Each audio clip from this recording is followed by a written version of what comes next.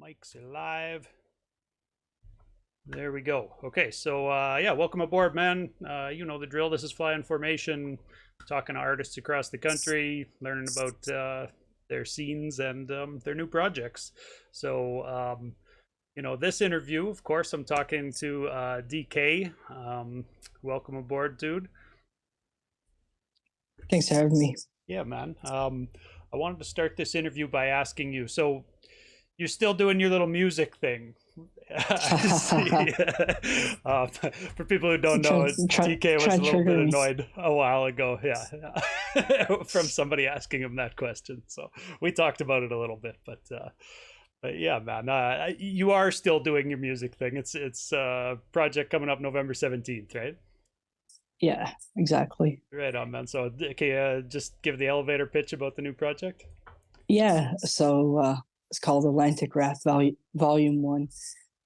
Mix of American and Canadian artists, of course. Over my beats, made all the beats, and I mixed the whole thing. Yeah, and it's coming out through Soul Spasm Records on November 17th. And like the artwork and the track lists are all up, available. You can see that on my website or Instagram. My website's dkproducer.com, or on Instagram or Twitter at dk_producer.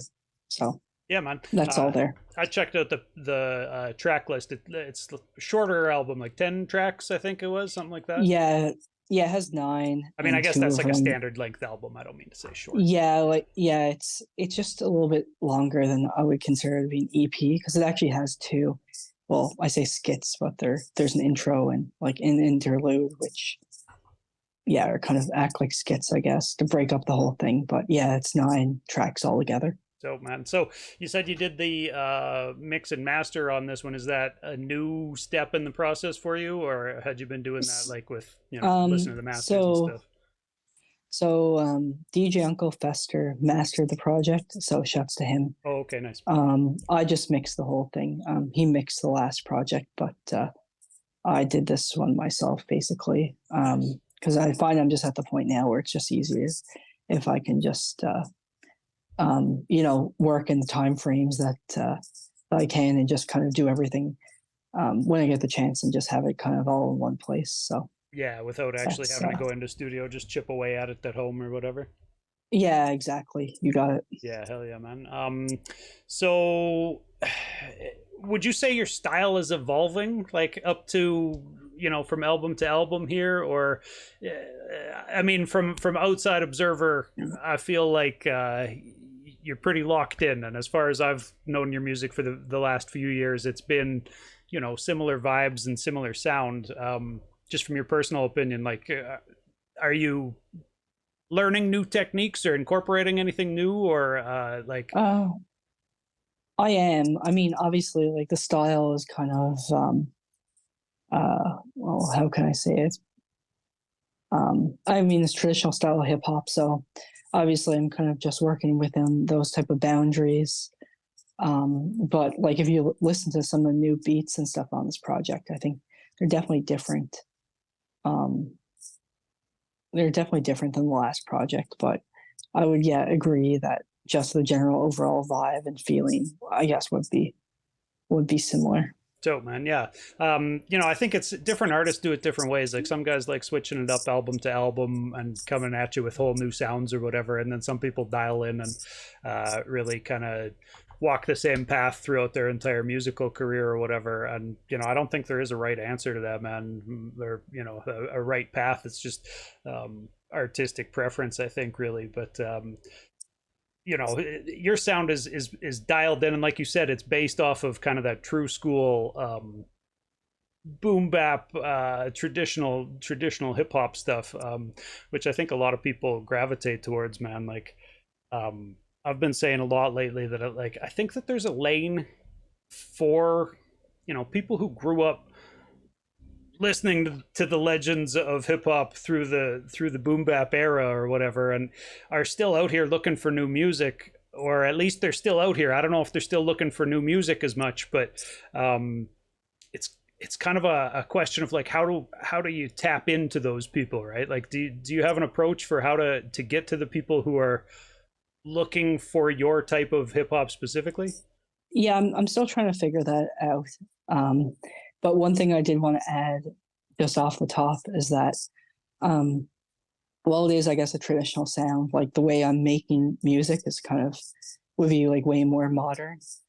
I'm using kind of like modern, um, modern techniques and like modern mixing skills and stuff like that to kind of make, I guess, something um, that has like the feel of, you say, traditional style hip hop, like the kind of that everybody loved from the '90s. But when you turn it on, you can kind of hear that it's like it's made today. Like it doesn't sound dated, but it Definitely. still has the feeling that like people gravitate towards. If that makes any sense. Yeah, no, definitely good to put that disclaimer on it because yeah, I don't want anybody to think that you sound old and dusty or whatever.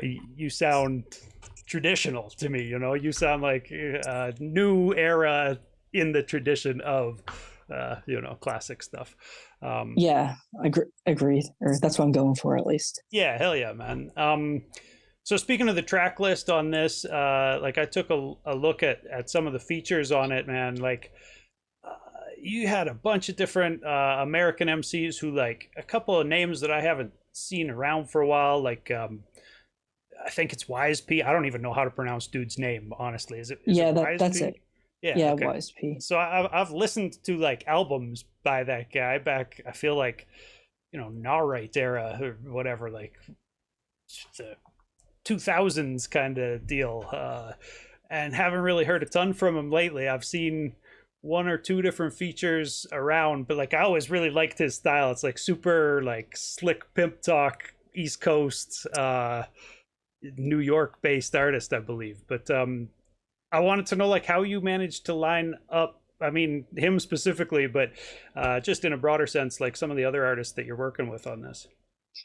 Well, for him specifically, I think what happened was I think he released a track with like Paul Wall and like Cool G Rap or something like that, like maybe 2 years ago. I think he released a really good project. It was called Tapas. Okay. It had like a really like a lot of like really cool names on it. So, anyways, I heard that. I liked it. So, anyways, I just sent him a message, and anyways, I just kind of sent him a few beats and stuff like that, and he liked it. So, he was down to put a verse down, which is kind of cool. Nice, man. And yeah, like another cool thing happened during that track too is while he was recording his verse, um, Raz Kaz was actually in the studio with him, and well, you haven't heard the track yet, but basically we sampled like Jay-Z and Raz Kaz like for the cut chorus, and DJ Uncle Fester basically put that together. Nice. And it was just strange because Raz Kaz was actually in the room, so instead of sampling, he just like redid it and sent it back over. So that was super cool. Yeah, And then that I is cool. learned So, after so the he fact. repeated a line that he has on a different track so that you guys didn't have to sample it off of the original Yeah, track that it's on. exactly. Yeah, And like nice. a cool thing too that I learned after was that Raz Kaz actually lived with Jay-Z too. Nice. And of course, Wise P was kind of like in that circle. So it's a small world. Yeah, yeah. I vaguely remember there being some type of Jay Z affiliation with Wise P. Again, but yeah, it's been a long time since I had really seen that dude's name around. Um, can you mention a few of the other names that you've got featured on the album? And there's so many names. Just like locally, there's this MC named Hatfield and Mo Money Mateo, who are definitely on the younger side, and they're definitely doing their thing. So Both dope artists. Yeah. shouts to them. So shouts to them. Hatfield You had an know, album with, was it Uncle Fester or? he did. Yeah, Yeah, yeah, yeah, right. So I'm a little bit familiar, yes, but good to see you incorporating as many of the locals as you can into it. I saw yeah. Ghetto Socks, of course, is on there. Ghetto Sox and Ambition. Shouts to him. He's on there. Yeah, nice. MBs, yeah. Yeah. Dope, man. So as far as some of the legends, the Americans you've got on there, uh, Who are we talking about on this one? I'm trying to squint and see the. Sorry, it's on my Well, screen. It's just real small. Socrates is Canadian, but you know, Definitely counts he's a as a legend. legend. So Yeah. we'll add him. Um, yeah, other legends. Let me think. Just squinting to see about Razkaz. He definitely counts, Razkaz, man. yeah. Yeah. Yeah. Justo the I'll MC, say he's Canadian, but still he he's a definitely, he's yeah. he's American. Oh, He's is from New he? York. Oh, okay. Yeah, he's American. Oh, you know what? I feel like I've made that mistake recently, actually, too, and had to correct. Thank you for and once again I'll correcting me. say no problem, and I'll say Cesar Comanche, who was on the last single, Something Real. I'll say he's a legend too, just because he basically formed or helped form the Justice League from North Carolina, and then obviously like Ninth Wonder and Crisis came out of that group. So there, Yeah. I guess that deserves legend status for sure. Close to Little Brother and yeah. So shouts to him. Yeah, hell yeah. Cool, man. So I wanted to ask about um when you put a song together with various different MCs on it, are you approaching these guys with any type of concept already in mind, or are you just tossing beats to people and letting them kind of take it whatever direction they like? Like 90% of the time, I'm tossing concepts and hooks and all that kind of stuff, because I find that sometimes it's just easier if people know what the concept is, and it's clear. It just makes people's job way easier, and there's just takes out a lot of the guesswork. Yeah, that makes sense, dude. I've been asking people this series of like how important is this or how important is that questions on Fly Formation recently, and I like just that it gives people a little chance to kind of state an opinion. There's no real right answers to some of these or whatever, but I did want to ask you, like, you've got an album named Listen to the Masters from last year with Ghetto Socks. How important do you think it is for producers coming up now to school themselves by listening to legendary producers? And even like if a guy isn't really trying to achieve that sound, is there still a reason to listen to the the guys that we came up on in the golden era, kind of? I think so. I just find it's just so funny that this question is like thrown out for hip hop, like, because like there's, if you take any other genre of music and if like you ask like say a rock band, like if they're aware of like some of these older artists and like jazz and stuff like that, it's just like it just seems like such a a funny question is like when hip hop is, when we ask the same questions of the people in hip hop. I think the reason why is just because it's just like such like a new and like forward thinking genre. Like everyone's just looking for the next thing. You know what I mean? Right. And the next evolution, the next style. Exactly. But to answer your question, I just don't think it hurts to understand, I guess. Yeah.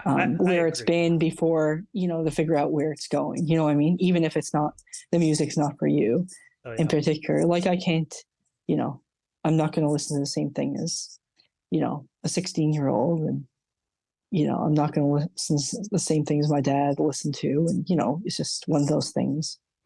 Yeah, I think a lot of, young, whether they're MCs or producers or whoever else, I feel like, I don't know, with hip hop, there's kind of a tendency to like trash older acts who stop making music or become less prominent in the scene or whatever, right? So I think for young people coming up, they might see some of their bigger named idols kind of not paying any attention or not showing a lot of love to some of the originators, right? And so I don't know, it just makes me wonder if there are some producers who just like, are only listening to new producers and have no desire at all to really like dig back or whatever. And same with MCs too, obviously. But yeah, hip hop I think draws from, historical what's already been done so much that I agree, man. I think it's important for people to tap into that. I just like hearing artists say it, and so that's why I ask these questions. I just think that there's just so many different possibilities. Like if you kind of listen back and you kind of think like, well, I could go in this direction or that direction, but but now when you look at it through, say, the year 2023, you do see where it's going. So I mean, Yeah. there's definitely options for sure. Yeah, man. So, how long did it take to put this album together? Like, I was I thinking think earlier today, man, and like for a producer, like, for a rapper, when I talk to guys, they normally will drop an album and then run around doing shows to promote it. But as a producer, like, you can kind of drop an album and then, like, are you starting on the new album the next day or whatever? Like, because you're not really um doing shows or. for this one, I think basically as soon as Listen to the Masters was done, I basically started working on this. So I guess it's been um in the works for about 2 years or so. Nice. I have like a lot more music too that I'm kind of sitting on. So I think my plan right now is to do two more volumes, maybe three more volumes after this one. Of And Atlantic Rap, then right? This one's of Atlantic Rap Atlantic Volume Rap, 1. Yeah. and then yeah, and then after that, who knows? Nice. Yeah, I mean, to have a few more albums planned out, that still sounds like an ambitious planning schedule to me, man. Yeah, to be a few albums down the road. Um, can I ask you? Well, this is interesting, actually. This is just an opinion-based question, but we kind of were talking about it just a second ago. But like, a few artists have told me ageism in hip hop is dead at this point.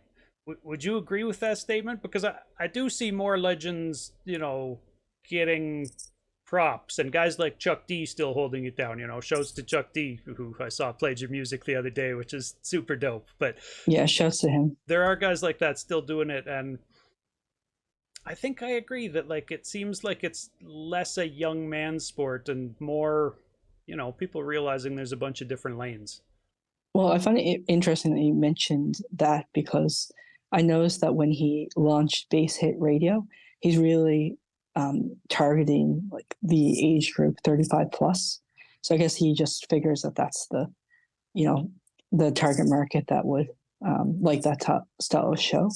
So he knows that, I mean, the genre is 50 years old, and I guess he just realizes that there's so many different subgenres of rap now, and if I stay and curate and put out what I like to listen to, I'm sure that there's other people that will follow suit. And I Yeah. think he's really smart. Yeah, I think so too. And I mean, not just smart, but I think he's really doing good work for the culture. Absolutely, and you could tell he loves doing it too, which is the best part. I mean, he's been doing this forever, and he still just sounds so passionate about it, which is amazing. Yeah, definitely, man. Um, I did want to ask you too, man. Like, do you ever feel the need? Because so as an MC, I always feel like I should be able to at least sort of stand behind anything I'm going to say on a record. Like, and there might be the like, well, that's what I think when I'm angry. That thing that I said on that one album or something like that, some disclaimer. But I did want to ask, like, as a producer, do you care what MCs are saying on your songs? Like, if somebody said something that you, I don't know, morally disagree with, is it off-putting to put it on a project that has your name on it? Yeah, I would probably just delete or just say, hey, can you just give me something else, because this is not the direction I'm going for. Yeah, that makes sense. That's probably like the best way to to move forward. But I mean, most of the time I kind of know what to expect. Yeah, especially from So I MCs mean, you've met. Yeah. yeah, exactly. So I kind of like I gravitate toward their music, and I know what they're all about anyway. So I don't Yeah. really, generally speaking, I don't really have that problem. But I mean, if I did run into that problem, I think that that's what I would do. Just go back to them, or I mean, if they didn't want to change it, I'd probably just use something else. Chop it. Yeah, makes sense. Yeah. When you're sending these albums or these songs out to people, like, do they know how many other MCs are going to be on it? Or Sometimes just the way it's formatted, I'll say who, or yeah, I'll say how many MCs, how many verses, for example. And sometimes if I have a vision, if I know already ahead of time who to put on the track, I'll let them know. Yeah, makes sense, man. I don't think I got to ask you last time, but like, are you actually like classically trained in music at all? Like, can you read sheet music or play I any can read various instruments? I can read sheet music very poorly. I mean, It's I not guess if really I an sat important skill down, to have. It's just a yeah, I mean, curious I question. Yeah. if I sat down, I could like figure out, the sheet music. But um, I remember I took piano lessons years ago. Okay. And I learned like classic stuff and like how to count or how to read music and that kind of stuff. I didn't find it overly helpful. So then I switched to jazz piano lessons, and that's more about just like reading what the chord is and figuring out how to play it. I found that served me a lot better. So Right. yeah, Um, have you been selling beats lately? Or last time I think you kind of explained you prefer to be working with, other artists who you kind of know and have met and established some yeah. I type of real mean, relationship with. yeah, exactly. Like people still come to me for beats and stuff like that, just because they, even though I'm not really put myself out there in terms of like selling a whole lot of stuff, because like I said, I just mostly like my albums and that type of thing, and that's kind of like my business card. And if people come to me for beats, great. Like it does happen, but I'm not like all about posting like 5 beats a day to try to sell. Yeah, yeah, or having a website where people can go lease stuff or whatever. Yeah, exactly. Yeah, makes That's sense. another thing that I mean, I leasing beats and stuff like that. I guess it works for some people, but I don't think, yeah, in every situation it works. Yeah, I've been seeing there's a guy who sells like drum loops or what's his name, like AJ Hall or something along those lines. I Yeah, think. shouts to him. Yeah. Are is that like a good alternative to, because I mean, just from somebody who doesn't produce or whatever, I see that and I'm like, oh, that's cool. Are a lot of producers using that type of kind of pre-made loops? It's a good question. I know that that there are a ton of those. There's a subscription service called Splice, so I guess there are producers that are using those. But it seems like in the last couple of years that they've been like AG Hall, for example, like that kind of stuff is more popular because you don't have to clear any drum samples, and also like he can kind of just the way he records it. It sounds dusty and like vintage because he knows how to play and he has like the Yeah, equipment to all properly sorts of record different mics and himself. everything. Yeah. Yeah, so I mean that's pretty cool. I mean I've been kind of using that for like a while before it kind of got like popular. Not that Right. it matters or anything, but Yeah, trendsetter yeah, over here. Yeah. yeah, exactly. Yeah. Yeah, but yeah, So, it's a pretty cool concept though. but has that kind of replaced like crate digging and like actually trying to go out and buy records for samples? Like in That's a today's good DJ question. culture, or not even DJ culture, but producer culture? That's a good question, but I'll just tell you the way I work. Yeah. So I actually have the Ultimate Breakbeat series. So back in the day, it's funny, instead of like going and getting the drum breaks off of records and sampling them, well, I did that too. But I guess some DJs basically just compiled and pressed up all like their favorite drum breaks on wax, Yeah, I've and then seen I would just like albums like that. Yeah. yeah, and I just sample those from my turntable into my computer basically. So I mean, it's no different except for now it's just like digital click instead of actually going to buy the Ultimate Breakbeat series. Yeah, a couple So I less mean pieces of that kind equipment. of Yeah. yeah, I mean I guess that kind of concept is has always been around. Yeah, makes sense, man. Um, that's kind of my impression too, is that it looks like it's just kind of taking sample digging online more so than actually in physical out in the stores or whatever. But But like anything, there's a place for both. There's I mean a place for both. yeah, Like you here's some like the Alchemist beats, and it's like he's flipping old drum breaks, but he like kind of makes them seem like you know just flips it in a new way, even though these drum breaks have been flipped for like 20 and 30 years. It's like pretty creative. So yeah, man. that's another thing. I saw You when have to be really creative nowadays. Like if you're flipping old breaks to stand out. yeah, because they've all been used so many times by so many different Oh, people, right? exactly. Right. Yeah. Um, so do you have any like strategy on how to do that then? Like how is it about chopping the drum breaks and replaying them, or like what's your strategy on how to stand out? Well, yeah, I would agree. you just gotta, really chop them up and just kind of use them in a unique way instead of just like straight looping them. Although there's a time and place for that too. It kind of depends on what you're working with, right? Yeah, fair enough, man. So for the Atlantic Rap Series, are you going to reach out to any other artists who aren't East Coast based, or all the beats from the Atlantic region and all the rappers from the Atlantic region as well? Well, yeah. Well, I actually do have on this project. I have an MC named Chewy, and he's from Sacramento. So, Okay. um, yeah. So I just more so call it Atlantic because Nova Scotia is on the Atlantic Ocean. So Right, that's where you're based. it was so kind it of, still yeah, counts for one way or the me. other. Yeah. Yeah, it was kind of just for me, but it just happened to be that a lot of the rappers were on the Atlantic coast, and the next volume has like a whole track with MCs from Detroit. So Okay, so you've already got that's volume 2 central. coming together then, hey? Yeah, volume 2 is done. Yeah, and Any volume like 3. tentative idea of when we'll see it? Like, maybe I not a think release early. date, but yeah. I think early winter, Okay, nice, man. So soon then. maybe Nice. maybe late winter. Okay. Yeah, Rapid fire though, that sounds like. Yeah, I like it, man. yeah. So I always ask people about their local scene. I know I asked you and Ghetto Socks about the Halifax scene last time. Um, Specifically for producers, do you think that there are a lot of people making beats in Halifax? Like the MCs in Halifax, have a plethora of people who they go to, or do you feel a lot of weight on your shoulders because everybody's knocking on your door or whatever?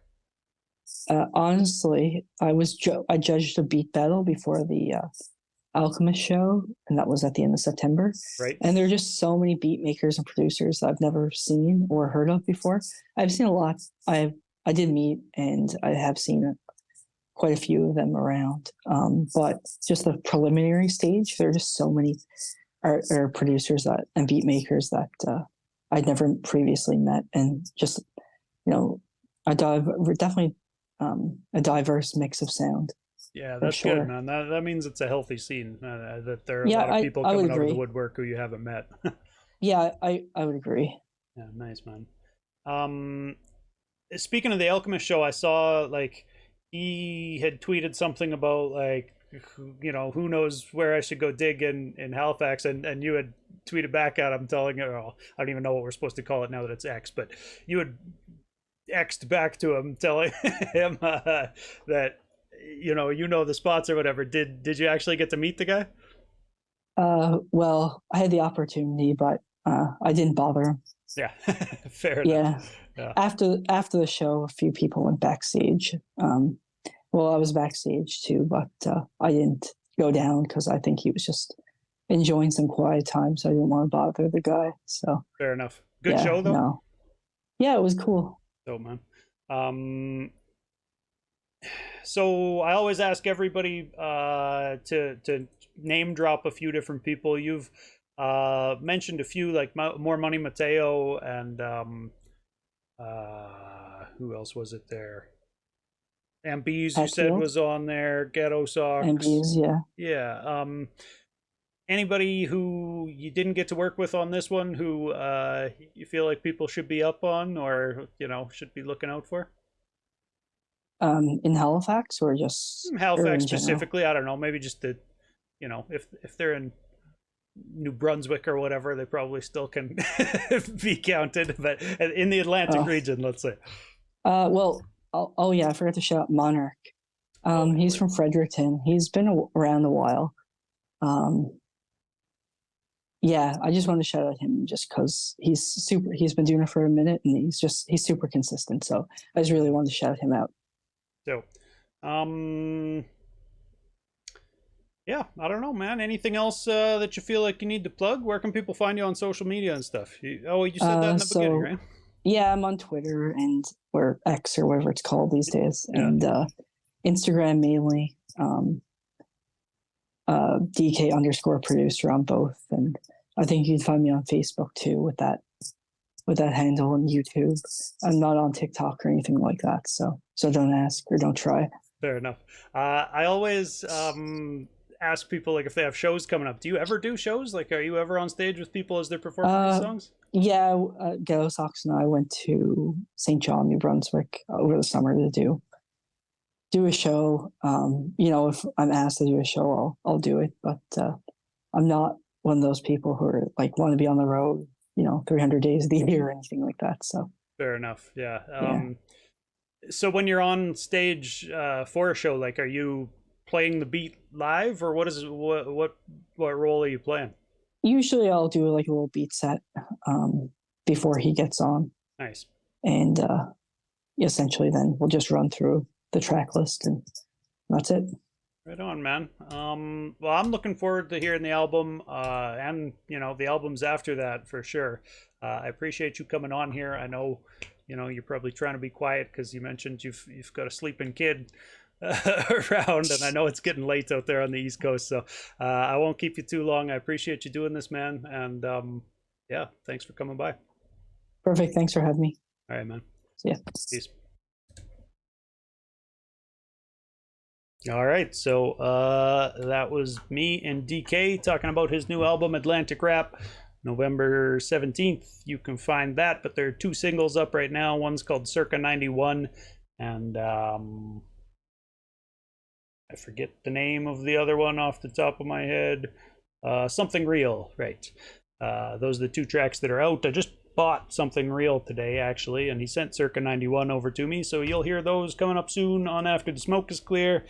This week's episode of After the Smoke is Clear, actually, I've got to put it together myself because both of the resident ATSIC DJs are busy.